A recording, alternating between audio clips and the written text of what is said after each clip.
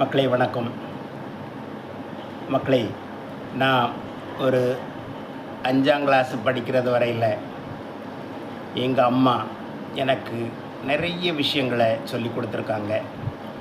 முதலாவது, வெளியே விளையாட போனோம், அப்படியா விளையாடு, ஆனால் சீக்கிரம் வந்துடணும். ஒரு அரை மணி நேரமோ 1 மணி நேரமோ தான் விளையாடணும், திருப்பி வீட்டுக்குள்ளே வந்துடணும். So time management. வீட்டுக்கு வந்தால் எல்லாம் கை காலை கழுவிட்டு வா, வந்து உடனே படிக்க உட்காரு, ஒரு மணி நேரம் நல்லா படி. ஏமா கொஞ்சம் பொறுத்து கிடையாது, உடனே படிக்கணும். Quick action.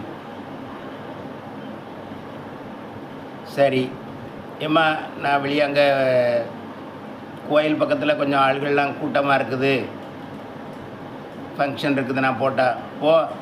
4 பேர் இருக்க இடத்துக்கு போகலாம், போகிறது பெருசு இல்லை. ஆனால் அங்கேருந்து கெட்ட பழக்கங்கள் வந்துடக்கூடாது. நல்லவனோட சேரு. So selection. வெளியே போனாக்கி நல்லா படிக்க பையனோட சேரு, நல்ல விஷயங்களை கற்றுக்கிட்டு வா அப்படின்னு சொல்லுவாங்க. So learning what is required. சில சமயம் என் தாயார் கூறுவார், ஏல நீ வெளியே போகிறா, ஏதாவது தப்பு செய்தா மன்னிப்பு கேட்கணும். ஆனால் எப்பவும் தப்பு செய்துக்கிட்டு எப்பவும் மன்னிப்பு கேட்கக்கூடாது. மன்னிப்பு கேட்டால் திருப்பி அந்த தப்பை செய்யக்கூடாது. Don't repeat. அதே சமயம் நீ தப்பு செய்யாமல் இருந்தால் எந்த பெரிய கொம்பனாக இருந்தாலும் சரிதான், மன்னிப்பே கேட்கக்கூடாது, தலை நிமிர்ந்து நிற்க வேண்டும் என்பார் என்று கூறுவாள் என் தாய். அதே சமயம் எல்லாவற்றையும் விட ஒரு பெரிய அறிவுரை,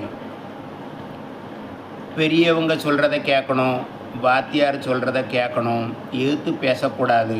ஏன்னா அவங்க சொல்கிறது எல்லாம் நமக்கு நல்லதுக்காகத்தான் இருக்கும் என்று என் தாயார் கூறுவாள்.